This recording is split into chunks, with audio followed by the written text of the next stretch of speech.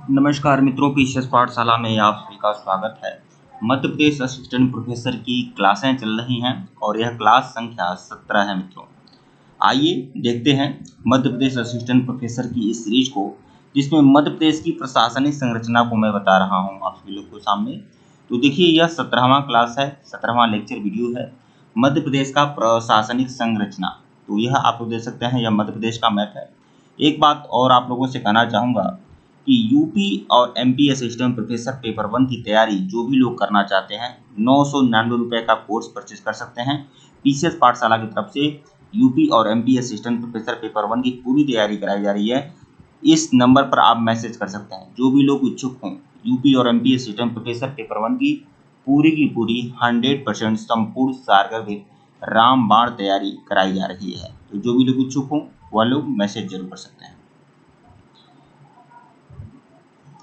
और इसके पहले का वीडियो नहीं देखे हैं तो प्लेलिस्ट में जाइएगा। एमपी असिस्टेंट प्रोफेसर पेपर 1 के नाम से प्लेलिस्ट बनी हुई है, प्लेलिस्ट में जाइए और सभी वीडियो को देखिएगा। मध्य प्रदेश की प्रशासनिक संरचना, जिसमें मध्य प्रदेश के सभी मंडलों के सभी जिलों को एक एक करके कवर कर रहा हूँ। आइए, आज का यह 17वां लेक्चर है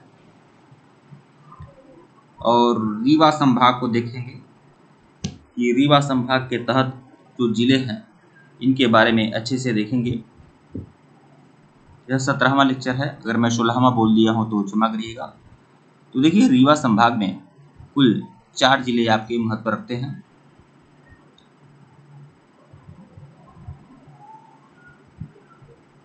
देखिए, रीवा संभाग, फिर आपका सिंगरौली और फिर सीधी और फिर सतना। रीवा संभाग में ये कुल 4 जिले हैं, यह कुल 4 जिले हैं, ध्यान रखिएगा। और रीवा जनपद को सबसे पहले देखेंगे कि रीवा जनपद में क्या खास है। देखिए, जो भी लोग हमारे कोर्स को ज्वाइन करना चाहते हैं ज्वाइन कर सकते हैं। सारे PDF notes, computerise notes, hand written note, test series की पीडीएफ सब कुछ उपलब्ध किया जाएगा। तो जो भी लोग इच्छुक हों वह लोग हमारे ऑफिशियल व्हाट्सएप नंबर पर मैसेज जरूर कर सकते हैं। यूपी और एमपी असिस्टेंट प्रोफेसर दोनों की तैयारी कराई जा रही है। जो लोग इच्छुक हों वह लोग हमारे ऑफिशियल व्हाट्सएप नंबर पर मैसेज जरूर कर सकते हैं। रीवा जनपद के बारे में देखेंगे तो देखिए, रीवा जिले को सफेद शेर की भूमि कहा जाता है। रीवा वह जनपद है जहां सफेद शेर पाए जाते हैं। तो यह महत्व रखता है यह जनपद। और यह मैं आपको विश्वास दिलाता हूं कि रीवा जनपद से या किसी भी जनपद से जितना भी प्रश्न पूछेगा परीक्षा में, चाहे 1 प्रश्न पूछे चाहे 10 प्रश्न पूछे, हमारी सीरीज से ही पूछेगा। ध्यान रखिएगा, क्योंकि इस सीरीज को बनाने में बहुत सारी पुस्तकों का, बहुत सारी नोट्स का, बहुत सारा मेरा अब तक का अनुभव जो पूरा समग्र रूप से मैं आप लोग को दे रहा हूँ, तो इसे नज़रअंदाज बिल्कुल मत करिएगा। तो रीवा जिले को सफेद शेर की भूमि कहा जाता है। रीवा में कृषि महाविद्यालय है, रीवा में एक कृषि महाविद्यालय भी है। और इस कृषि महाविद्यालय रीवा में कृषि महाविद्यालय भी है और साथ ही साथ एसएस चिकित्सा महाविद्यालय है, एसएस चिकित्सा महाविद्यालय है। ठीक है। फिर आपका अवधेश प्रताप सिंह विश्वविद्यालय यहाँ पर है। रीवा जनपद में एक विश्वविद्यालय भी है। ठीक है, अवधेश प्रताप सिंह महाविद्यालय, अब अवधेश प्रताप सिंह विश्वविद्यालय यूनिवर्सिटी है रीवा जनपद में। ठीक है। और एक चिकित्सा महाविद्यालय है रीवा जनपद में, और साथ ही साथ रीवा में कृषि महाविद्यालय भी है। सैनिक स्कूल भी यहाँ पर आप लोग को देखने को मिलेगा, सैनिक स्कूल भी है रीवा में। यहाँ प्रतिवर्ष महामृत्युंजय का मेला लगता है, महामृत्युंजय का मेला प्रतिवर्ष यहाँ पर लगता है। ठीक है। रीवा जिले में टॉस बीहड़ का इलाका है, टॉस बीहड़, फिर केवटी और फिर बहुटी नदियाँ प्रवाहित होती हैं रीवा जिले में। देखिए, केवटी और बहुटी ये 2 नदियाँ जो हैं ये आपकी रीवा जिले में प्रवाहित होती हैं। और बीहड़ का इलाका है, नदियों के से ही बीहड़ का निर्माण होता है, आप जानते हैं। केवटी और बहुटी ये 2 नदियाँ प्रवाहित होती हैं आपकी रीवा जनपद में।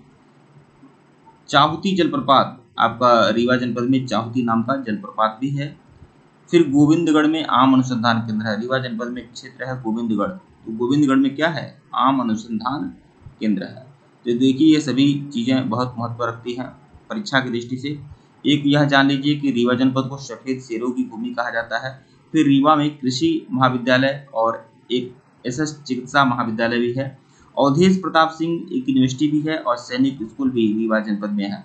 यहाँ प्रतिवर्ष रीवा में प्रतिवर्ष क्या लगता है, महामृत्युंजय का मेला लगता है। और रीवा में बहुटी और केवटी दो नदियां प्रवाहित होती हैं और चाहुटी नाम के जलप्रपात भी है और गोविंदगढ़ में आम अनुसंधान केंद्र है। अगर इन सभी तथ्यों को अगर आप अच्छे से देख ले रहे हैं, याद कर ले रहे हैं, तो ये जान लीजिए बहुत बड़ी चीज है आप लोगों के लिए। देखिए यहाँ से मैं 2 प्रश्न इंपॉर्टेंट मैं आप लोग को बता रहा हूँ जो आने की संभावना ज़्यादा बन सकती है। एक सफ़ेद सिरों की भूमि, यह ध्यान रखिएगा, और फिर एक आपका प्रतिवर्ष महामृत्युंजय का मेला यहाँ लगता है। तो यह 2 चीज़ें बहुत ही इम्पॉर्टेंट है।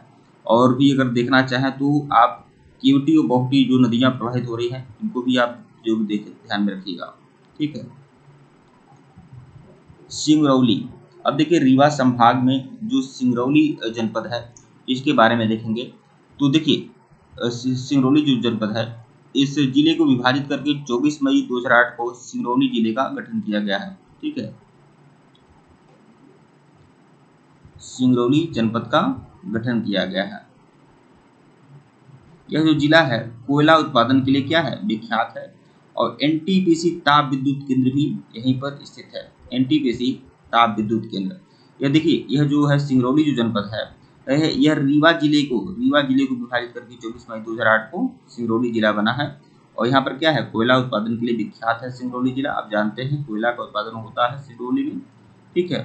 फिर एनटीपीसी ताप विद्युत केंद्र भी यहाँ पर स्थित है। तो यह 2 चीजें ध्यान रखिएगा।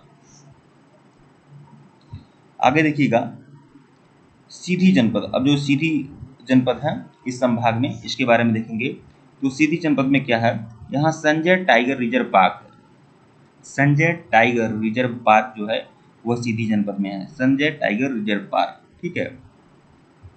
यहाँ सोन नदी प्रवाहित होती है। सीधी जनपद में क्या है, सोन नदी प्रवाहित होती है। फिर देखिए यहाँ जिसे यहाँ का जीवन रेखा कहते हैं, सोन नदी जो प्रवाहित होती है वो सीधी जनपद में प्रवाहित होती है और इसे क्या कहा जाता है, इसे जीवन रेखा कहा जाता है। जीवन रेखा, सीधी जनपद का जीवन रेखा कहा जाता है सोन नदी को। अगला देखिएगा सतना। ये जो सतना डिस्ट्रिक्ट है इसके बारे में अच्छे से देख लेते हैं।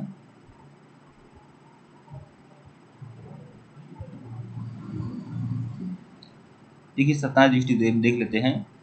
सतना जिला जो है चूना एवं सीमेंट उद्योग के लिए क्या है, प्रसिद्ध है। सीमेंट व चूना उद्योग के लिए सतना जिला प्रसिद्ध है।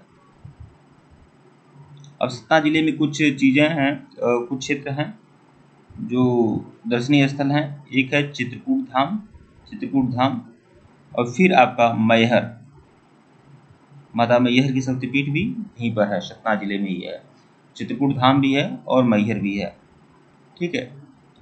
महात्मा गांधी चित्रकूट ग्रामोदय विश्वविद्यालय इसी जिले में है। महात्मा गांधी चित्रकूट ग्रामोदय विश्वविद्यालय जो है सतना जिले में है, ठीक है, यह भी ध्यान रखिएगा।